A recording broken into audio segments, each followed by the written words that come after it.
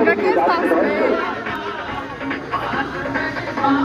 তবে আমি দূর থেকে এসেছিলাম মানে সে নীলফামারী জেলা থেকে এসেছিলাম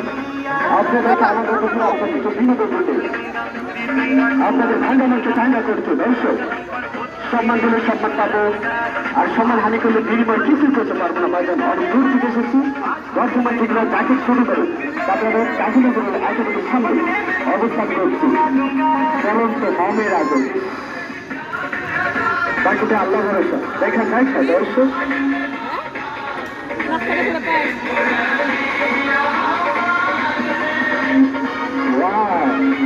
দেখে দোকান আছে নাকি দেখে দোকান আছে নাকি দেখে